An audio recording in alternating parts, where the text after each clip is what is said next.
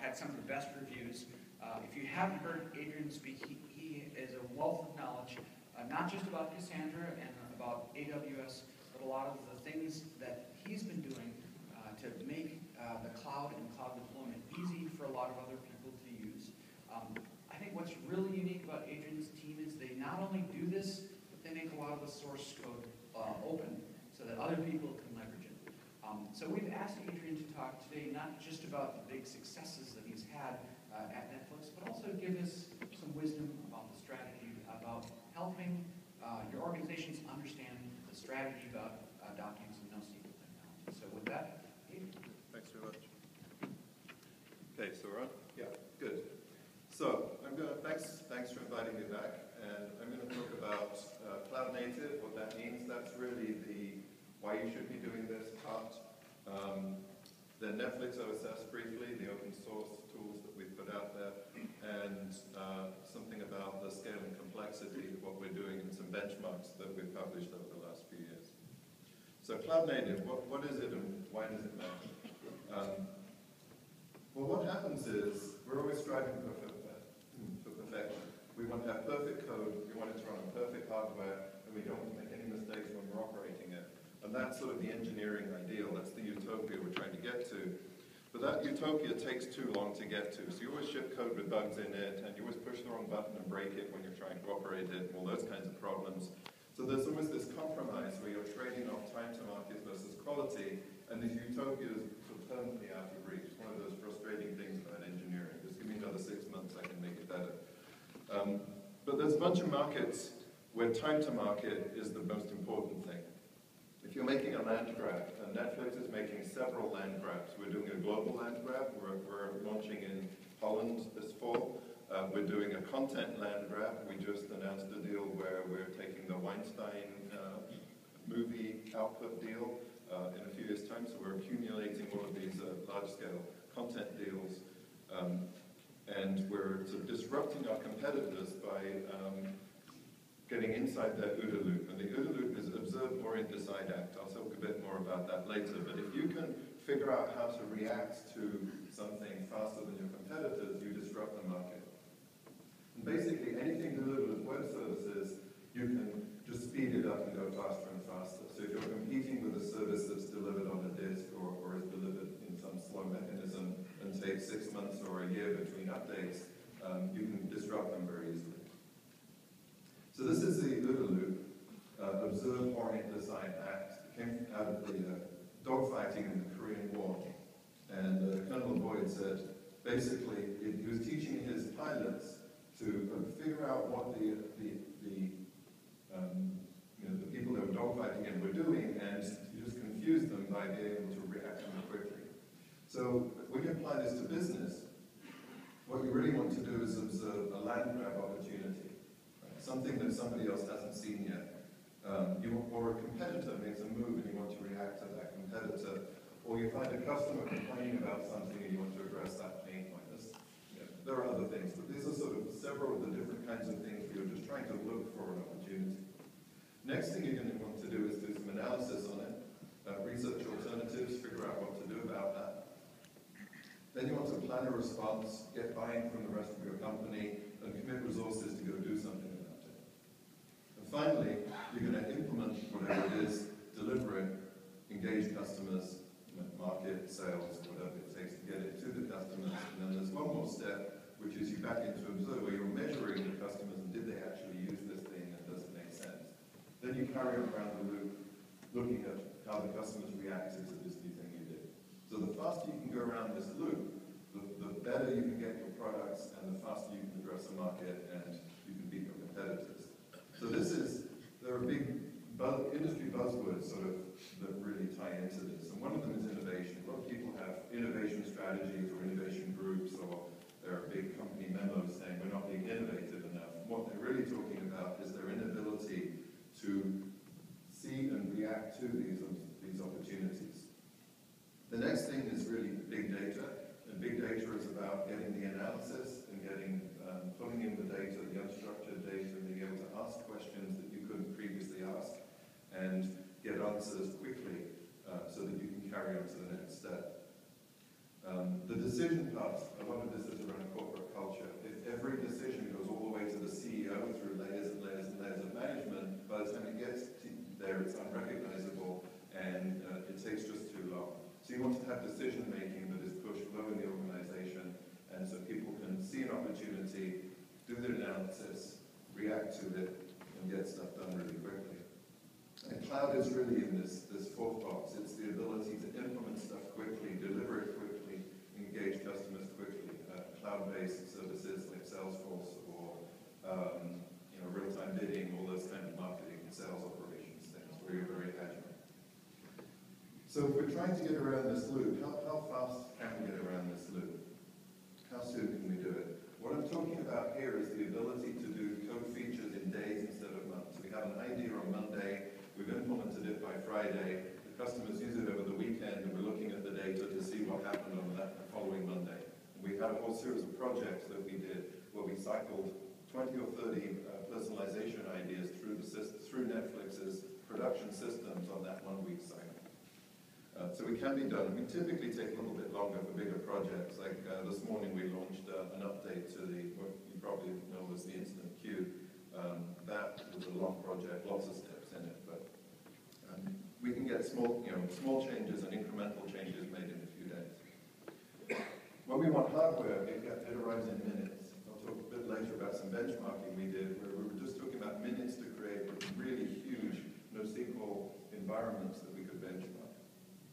Instead of taking weeks, having meetings with IT, meetings with finance, meetings with management, trying to get approval. By the time you've done that, you've probably spent as much, if you look at the total salary cost of the people in the meetings, it's probably more than the actual benchmark would have taken if you just ran a machine for a day, or ran a set of machines for a day.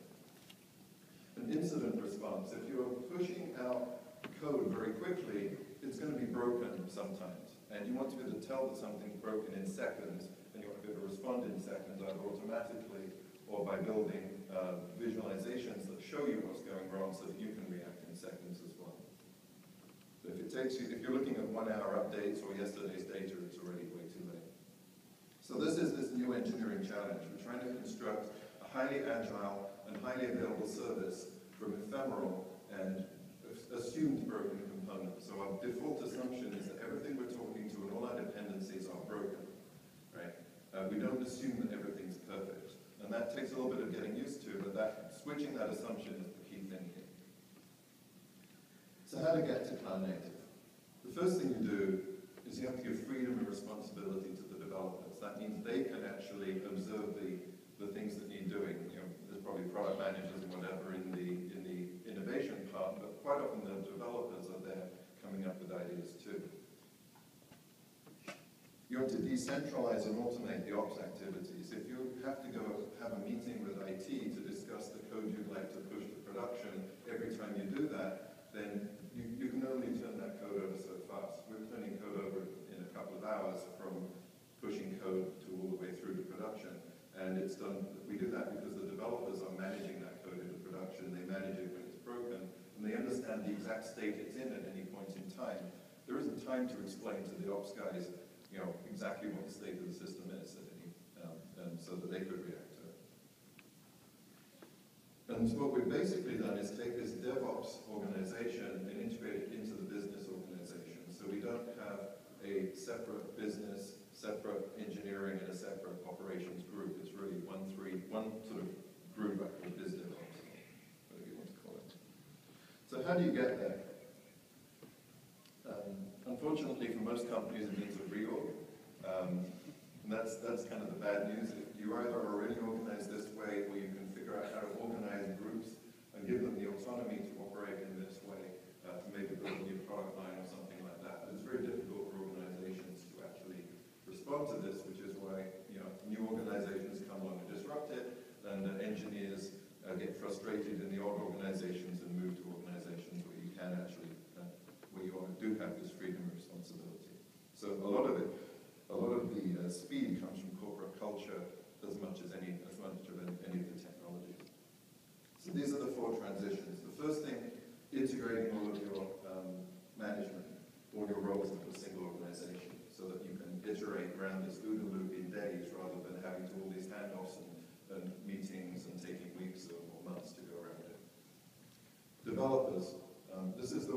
actually the hardest transition that we made. The move to cloud was relatively simple. The move from a traditional Oracle, MySQL schema-based environment to a relational schema environment, to a NoSQL environment, was the hardest thing to actually get the developers' heads around. And one of the things here is you have to completely denormalize your data model so that every team, what used to be a materialized view or a table that some query talked to, becomes a completely distinct database. Right? So we have totally separate clusters. We blew up our schema to the point where the backends are not even in the same cluster. We don't have one huge Cassandra cluster with all of the different tables in it. We have 50 different Cassandra clusters. Each of those, if you looked back at the way that would have been implemented in Oracle, would have been a materialized view or a table or something, but all part of one big schema. And if you wanted to touch any part of that, the effects would ripple through everything else, and you have to go and bounce Oracle or bounce the database to do the alter tables and all those kinds of things. So we are continuously altering all of our tables because it's somewhat unstructured and also because it's partitioned and denormalized. And people are uncomfortable with denormalized, and you have to get over it. And because of the speed that it gives you, it's one of those things where, yes, it's a little bit broken, but you can build data checkers to clean things up, and you can go so much faster. It also makes it possible to be polyglot. We have largely Cassandra in our back end, but we do have some MySQL in there. We have occasionally had bits of Mongo in there. There are other databases that you can put in there, and you can experiment, and you can move things back and forth. It gives you some migration abilities. Because once you've broken it up and denormalized it, it doesn't have to all be one big thing, because you're never going to try and do a join across it anyway. And then, as I said, we move responsibility from ops to dev for continuous delivery. So that means the developer pushes code when they are ready for it, and then they understand their dependencies and who depends on them. And most changes are hidden behind layers of abstraction so that you can actually iterate faster. You can make changes that don't change an interface. So we're talking about decentralized small daily production updates by each team. You might actually, some teams might update once a week, others may update multiple times a day, but it's very decentralized. And then this agile infrastructure, so the ops to dev. You have to get developers used to pushing their own code and being on call when it breaks. So this is the run what you wrote idea that some companies call it. And if you make a developer be on call, they get very good at not getting called by writing code that doesn't break and building automation to make sure that when something downstream breaks, their code points the finger at it to say that broke, rather than just sort of throwing errors itself.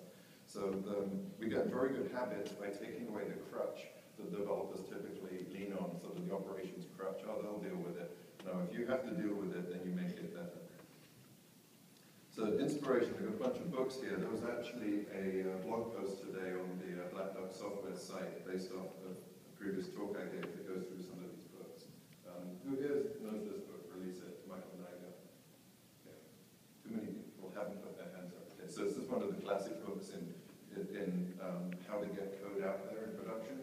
We learned patterns from this, like the bulkhead pattern and the circuit breaker pattern that we baked into our code. So bulkheads prevent failures from spreading.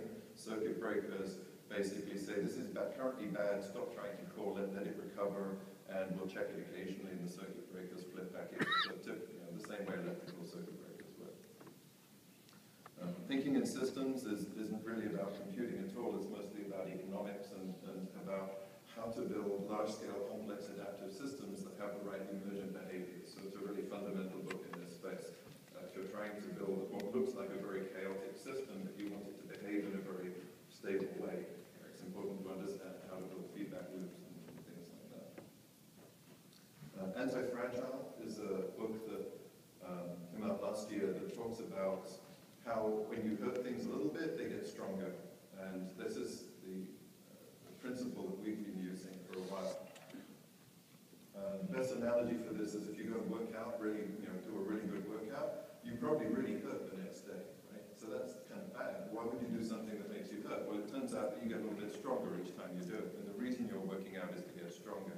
And what we do is we work out our systems. We work out the Netflix infrastructure by inflicting a little bit of pain on it that actually finds the weaknesses and makes it stronger over time. Drift into failure is, the best way I like to describe this book is, don't read this if you're about to get on an aircraft or about to go to the hospital. It's got lots of examples about everybody making the right decision based on all the information they had available to them, and you end up with this tragedy of the commons kind of thing where the connection, when you connect together all of these perfectly good decisions, the end is a massive failure. Where if we keep pushing the maintenance intervals because the thing's never broken, so we don't need to maintain it very often, and eventually the plane falls out of the sky because they finally went a little bit too far. And it's never done that before, so everyone's all surprised. But there's no actual fault. Nobody is at fault in any part of this. Everyone was optimizing for the right thing. So the problem with this that this highlights is that if you build a really, really highly available system, and Netflix has run into these kinds of problems, when it does fail, nobody's used to dealing with it failing. So all the things creep up on you, all the sort of technical debt creeps up on you, and then when it fails, the team that's trying to fix it hasn't been on a call because the thing hasn't failed for a long time, and you end up with people thrashing around and not knowing what to do.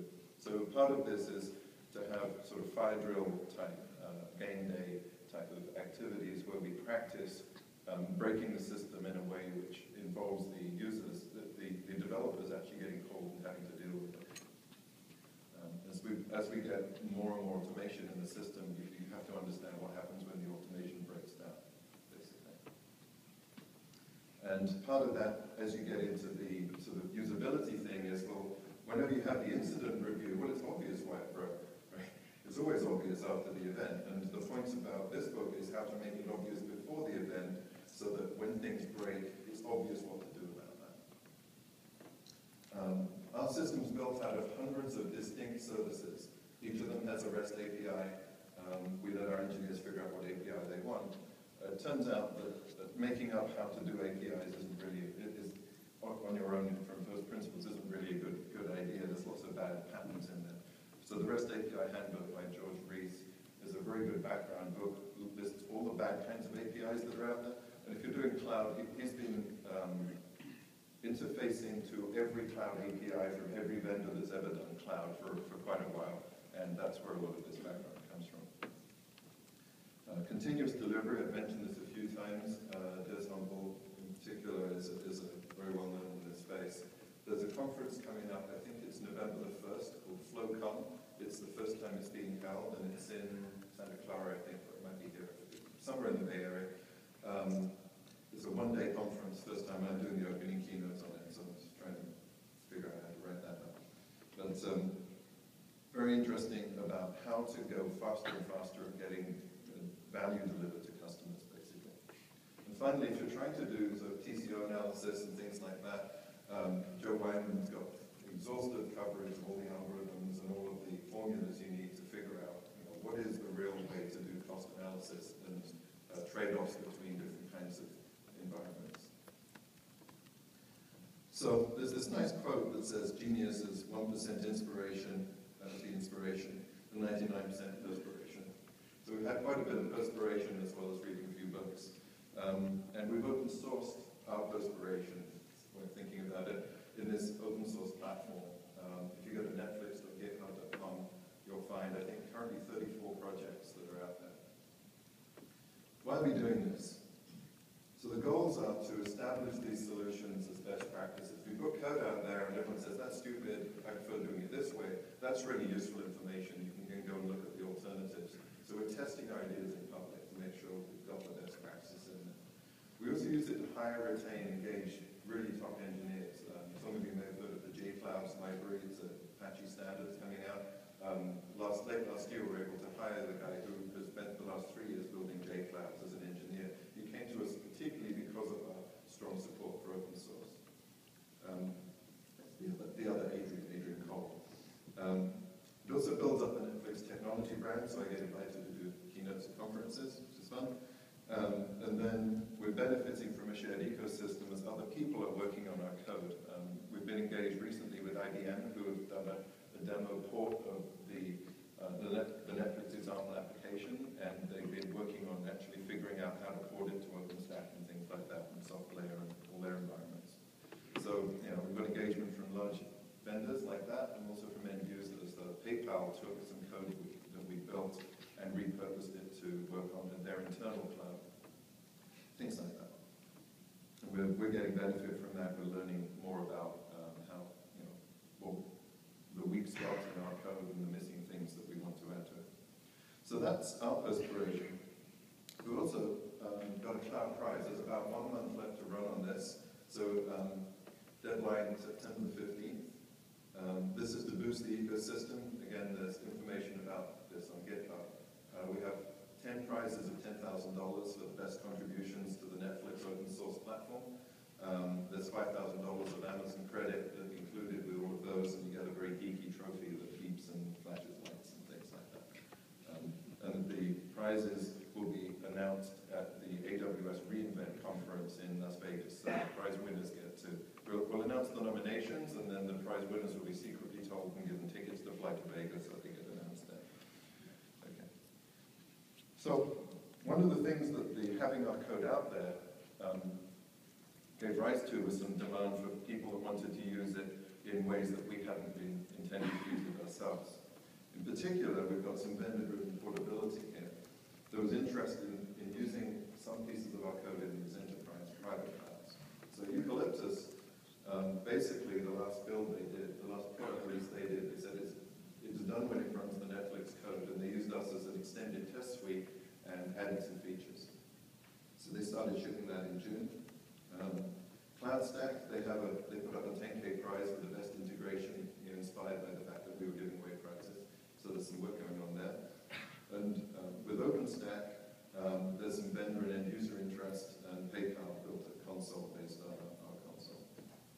So that's kind of interesting. You put code out there, people start leveraging it, figuring out other ways of using it. And we're trying to drive that with, but it's largely an experiment at this point. We weren't quite sure what would happen when we open sourced everything and had the prize. And it's been quite interesting to see what's the reaction been. So now I'm going to talk a bit about Netflix streaming and the challenges that we have there. So this is a cloud-native application. But it's based on this open source platform, so we don't really have any enterprise software in our stack. We can scale it as much as we want. We never have to go talk to vendors. We get all our code from GitHub, or we write it ourselves. And that's a very different approach to the way that most people build large-scale applications.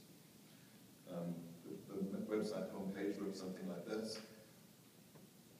The way this works is you have your own device, which is in blue, your web browser or your TV-connected device. That's talking to all these yellow boxes, which are all running on AWS, and the red one, which is our content delivery network, which is our own box. So the first thing that happens is you visit the website. There's a discovery API with all kinds of personalization, all sorts of information needed to figure out what movies to show you. The next thing is you choose a movie, you click play on it, then the streaming API fires up and gives basically the DRM points you at the right CDN to get the content and starts logging information about whether you're having a good time watching it, what bit rate you're using, whether you're rebuffering, and it remembers where you are so that if you stop or you switch to another device, we can continue from the place you were at. So there's quite a lot of logging and a lot of traffic going back into the system. And then the CDN, we get all our content from studio partners. We have to encode it into the right format, so that happens on AWS. And then there's a bunch of CDN management and steering backends for controlling and tracking where all this stuff is. And we have a very large number of these boxes scattered around the world providing content. They're like big static web servers. They're a box. Most of them are 100 terabytes in a 4U box, basically. And we ship them out to ISPs and peering points. So that we do many terabits of traffic through these, and we basically outgrew the ability of the commercial CDNs to provide us bulk traffic capacity that we need in the way we needed it. So back in November, there was a report that said how much bandwidth is being used, and this is the fixed traffic to North America, fixed traffic for media streaming and peak time. So this is, no, not media streaming, this is the total internet bandwidth delivered to people's houses over DSL lines and cable modems and things like that. And Netflix is a third of that traffic. So kind of like that. And most of our competitors later, they came out with another report. The top line number is up 39%.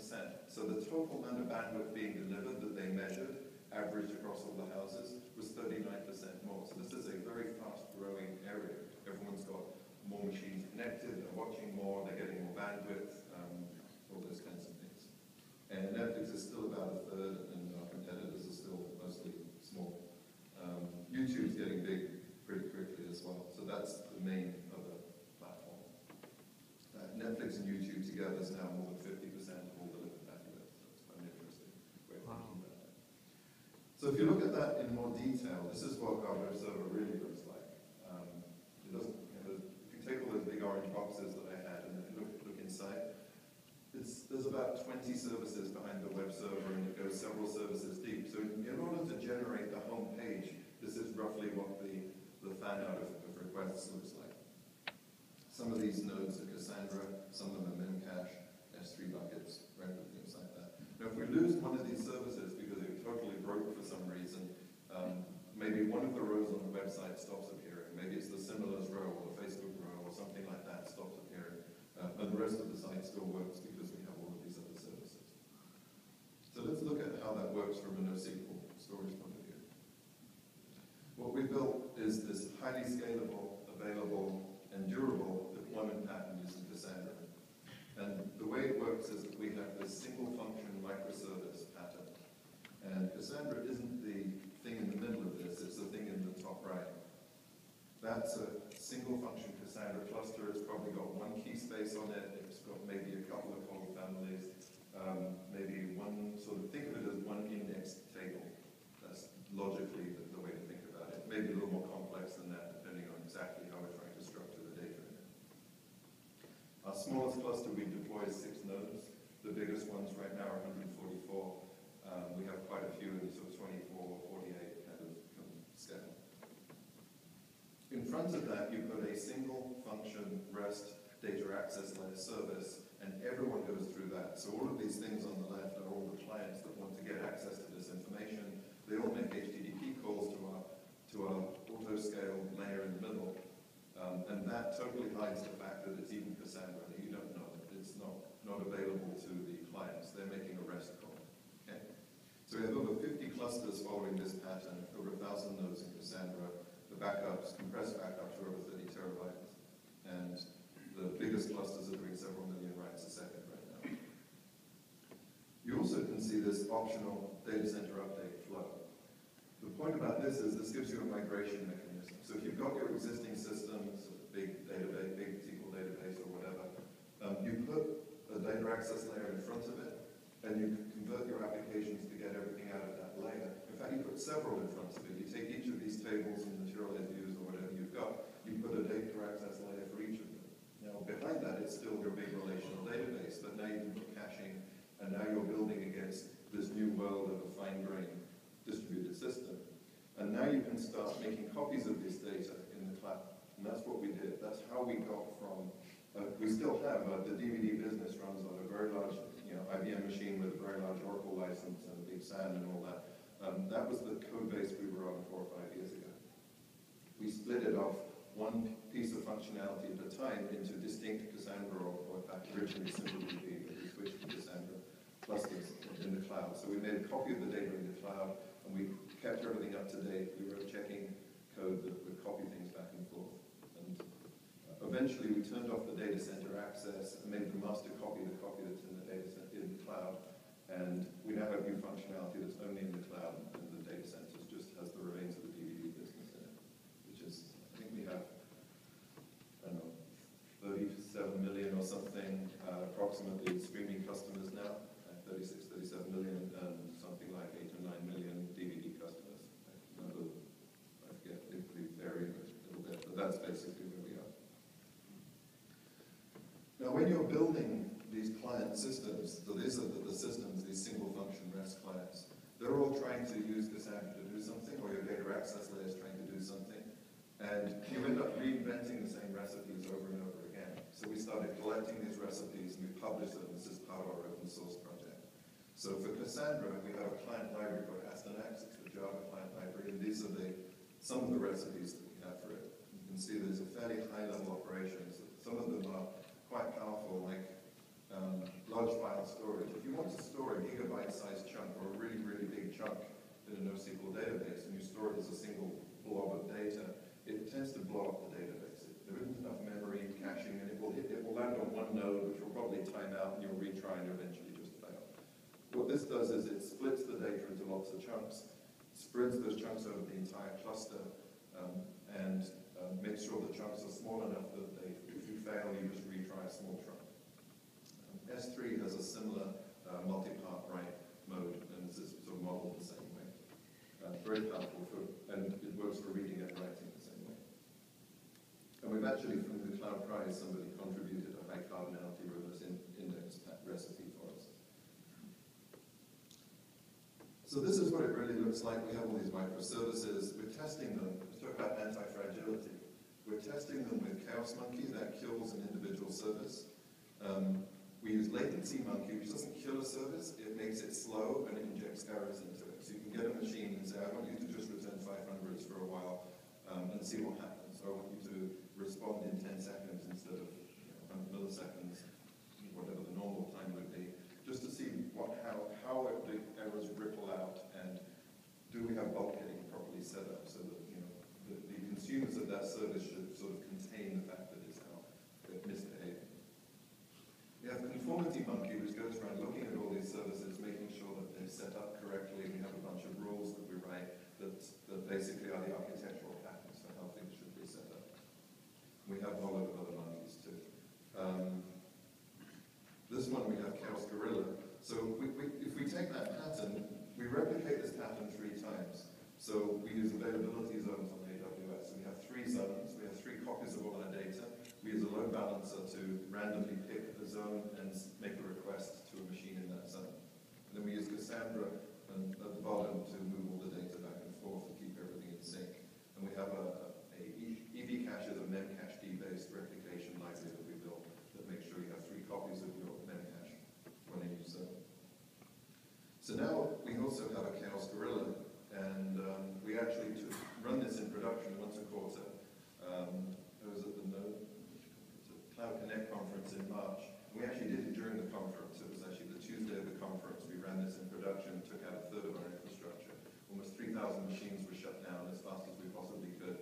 And there was no Netflix outage. There were a few errors. We found a few things that weren't quite right, but it didn't cause a customer visible outage. It was basically, this is the anti-fragile stuff in action. We actually are stronger because we run these tests. We run them once a quarter just in case we do get an outage. We don't want to hit the quarterly availability number too high.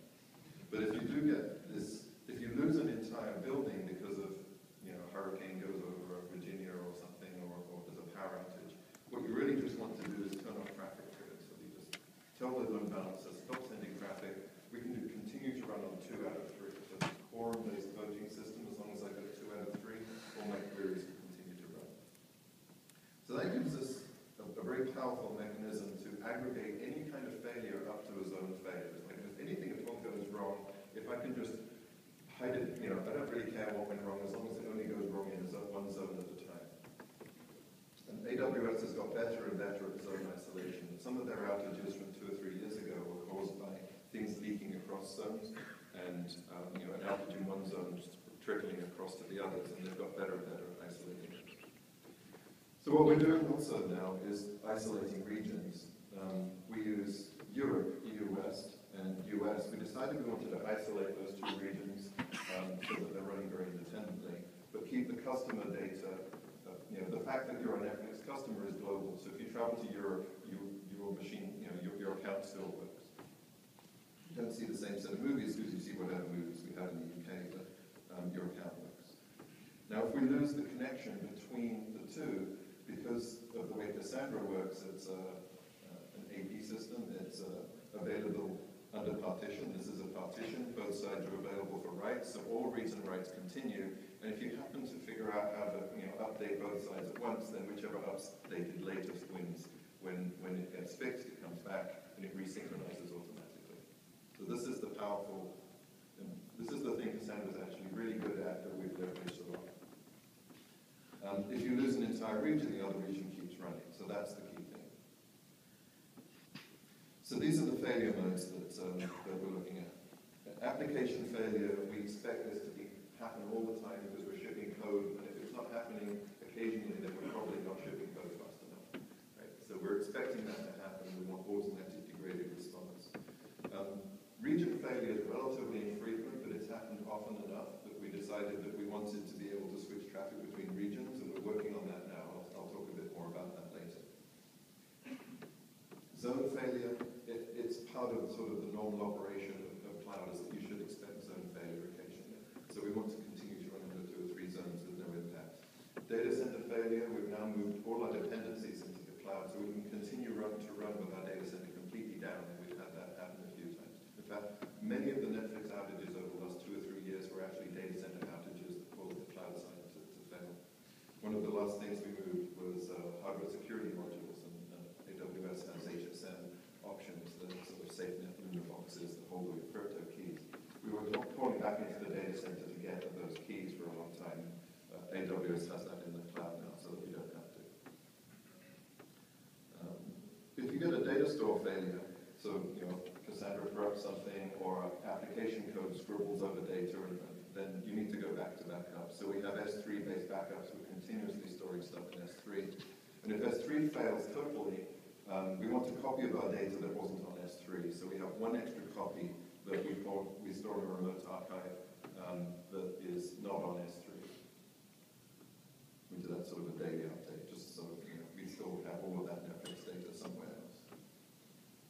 So we'll talk a bit about Cassandra at scale. And what we've really been doing here is benchmarking to try and retire risks. As we went out and we pushed Cassandra harder and harder, some of these benchmarks for us go, well, how hard can you push it, and is this going to work? The first one we did in 2011, 2 years ago, was we were currently running on 24, we maybe just started using 48 node clusters, and the question was, well, how far can you scale? And we scaled up to 288 nodes, just linearly. Went, okay, I give up. It's probably going to continue to be linear, but that's far enough. And what we really came down to was, I said, can we get 1 million writes a second? I don't care how much, with lots of machines. And the data stats guys started using it in their marketing. So there's actually this 1 million writes in a second pop-up advert was happening. If you clicked on it, eventually took you to the blog post I wrote on how we did this. This was using 288 really quite small machines, only 4 CPUs, 8 ECUs, which is the sort of compute thing. The biggest Amazon integers are 88 CPUs, so this is a much smaller system than you could use. A year later, we got solid-state disks, so now we ran benchmark, which compared a non-SSD versus SSD, and we were able to deal with memcached and get basically the same throughput and lower latency, but at half the cost, because we could run on such a small cluster of machines compared to how many we needed to keep Cassandra running with regular disks. So we now run, I think, well over half of our Cassandra nodes are SSD-based, several hundred of them. This year, we've got some cross-region use cases. We've been using it for geographic isolation, US to Europe, as I mentioned, but we've got a new one. We want to do redundancy for failover between East and West Coast. And there was some people wondering, well, I'm not sure how well it's going to work. Can we trust it? How reliable is it if I write it in California, in Oregon? How soon is it going to get to Virginia? All those kinds of questions. So we decided to run a benchmark on this. This is what the benchmark looked like. We took our most write-intensive cluster, the one that we hit hardest, because previously we'd only be doing multi-region or read-intensive, because that seemed like an easier thing to do. So what's the most write-intensive what we did? And it turns out that AWS had enough spare SSD instances at that point in time, a few months ago, that we actually grabbed 96 of them. And we stood up a 96-node cluster with 48 in Oregon and 48 in Virginia, which took about 20 minutes.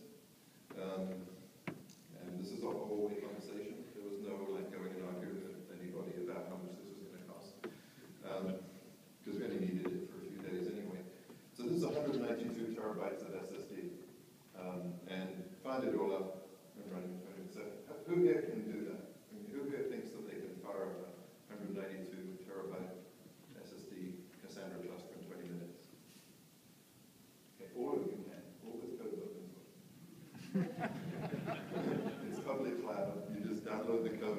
buttons, and 20 minutes later it's run. Really, this is the level of automation we've got, but all of this is open source code. There's nothing special here. It might take a bit longer to get it set up the first time, but that's the power of having this stuff up. So I challenge you to go away and build a cluster. So we've got these two clusters all hooked together. The first thing we did was pull 18 terabytes of backup data into one of the clusters. That took an hour or two to suck out of S3. It's 48 nodes in parallel just pulling data in. Each of these nodes is 2 terabytes of SSD and a 10 gigabit network core. So my bisectional bandwidth across the country is 480 gigabits per second, which is quite a lot really for the internet.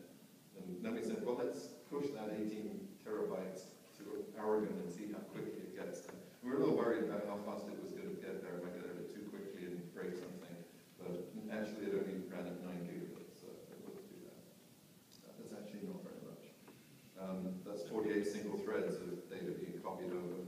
And in doing that, we used the Boundary.com's network monitoring tool to look at all the traffic flows here. And it was measuring a TCP round trip latency of 83 milliseconds very stably for this. So that was quite nice. The Boundary, I've got a bunch of graphs I used for Boundary, which I didn't have time to do today. So we then put test load on both sides, and then we also put a validation load where we wrote 1 million writes to one side and we read them all back from the other side, half a second later. So you write and you read back, just to make sure that the data got there, and they all got there. So this internally engineering sort of people that within Netflix that are a bit dubious about it mostly went, yeah, I guess that's going to work. And we now have this running in test and we're bringing it up in production. So over the next few months, we'll actually be running live before the end of this year in this mode. A couple more things. We've now got customers that we need to split between these two coasts, so we need to use DNS to do that. But every DNS vendor has a different API or has different features. So we built a library called Denominator, which is the highest common denominator of DNS features. A very powerful library, and it's also got a command line tool. If you're doing any DNS management with any vendor, just go and get this tool. It's a really powerful way of doing it. This is what Adrian Cockcroft has been working on for the last 6 months. He's been having a little fun with it. So now if we lose a region, a zone, we don't care. If we lose a region, we stop talking to it and send all the traffic to the other region. If we lose a DNS vendor, we switch to a different DNS vendor. We have all of the DNS data extracted outside it in a globally available Cassandra-backed data store. So what we're trying to do here is get the problems to go away. So the biggest problem we have is a PR level incident. And a few times a year, there's an outage big enough that it makes it into the press and people write articles about it. And that has a much bigger impact on our customers than the actual outage itself. So you want to avoid anything that hits the public relations impact. Below that, there's probably 10 times as many that actually cause people to call CS. You don't want those because customers that call CS are more likely to do it. So we want to keep people happy. You don't want to push them to the threshold where stuff doesn't work. And then below that, there are ones that just affect the quality of what you got in the test results. So by active and game day practicing, we're trying to push down incidents that would otherwise have been PR incidents to be just CS incidents. And then by better tools and practices, get the things that would have been CS incidents and move them down to be just features that got disabled. And then by better data tagging, we can take all the feature disabled and have clean data on who actually saw which feature when we're doing all of our A/B testing analytics. So that's kind of the way to think about that. Okay, I've just got a couple more slides. Cloud security is always a big question. There's a whole presentation on this that I've linked to here from Jason Chan. If you go to slideshare.netflix, slideshare.net/Netflix, you'll find lots of these. But one of the things we do is automate our attack surface monitoring. So whenever you create a new S3 bucket, there's a thing that will go and find that you've created it and check the permissions and make sure that they're correct. Whenever you push new code, we automatically do a penetration test against it to make sure that it's good code. And we'll send a little note saying, by the way, we're testing it, your logs might have filled up. I talked about Cloud HSM. Key management is really critical. And then the other thing is that AWS is at such a large scale that a lot of the concerns you have about DOS attacks and things are really mitigated by the Amazon layer. So, managing scale and complexity. These impossible deployments, things like, hey, I need 200 terabytes of SSD in 20 minutes, and I just distort that up. That's not really possible any other way.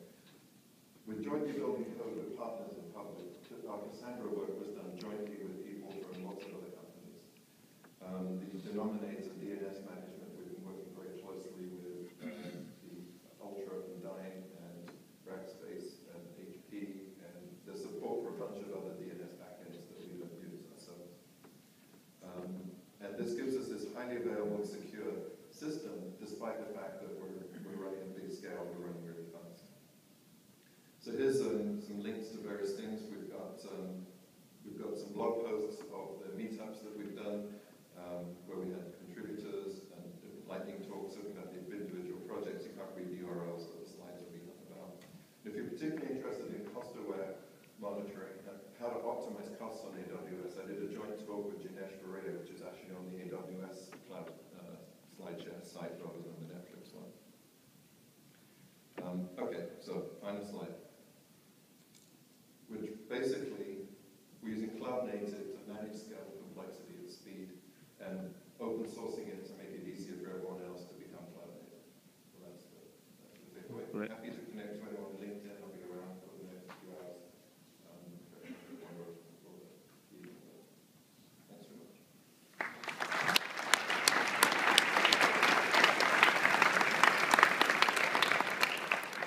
Much as we'd love to take some questions, I think we're right at our time limit here, so if you don't mind just sticking around up front, we'll let folks bring you their questions up here. But Adrian, fabulous talk. Thanks so much.